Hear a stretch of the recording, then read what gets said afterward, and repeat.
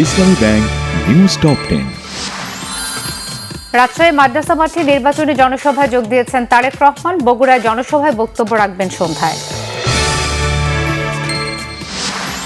ফ্যাসিবাদের কৌশল অনুসরণ করে একটি রাজনৈতিক দল বিএনপির বিরুদ্ধে অপপ্রচার চালাচ্ছে, অভিযোগ দলের নির্বাচন পরিচালনা কমিটির মুখপাত্র ডক্টর মাহদি আমিনের। জামায়াতে ইসলামীর আমির ডাক্তার শফিকুর রহমানের সঙ্গে সাক্ষাৎ করেছেন ঢাকায় নিযুক্ত মার্কিন রাষ্ট্রদূত ব্রেন্ট ক্রিস্টেনসেন।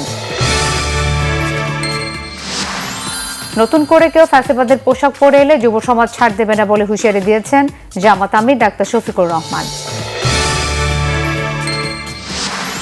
শেরপুরে সংঘর্ষ হত্যার ঘটনায় পুলিশ তদন্ত শুরু করেছে, সব অপরাধীকে আইনের আওতায় আনা হবে।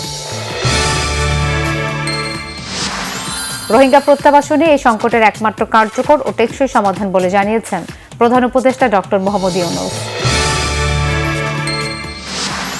রাজধানীর কল্যাণপুরে জাহাজবাড়িতে 9 তরুণকে হত্যার ঘটনায় মানবতাবিরোধী অপরাধের মামলায় শেখ হাসিনা সহ 8 জনের বিরুদ্ধে অভিযোগ দাখিল।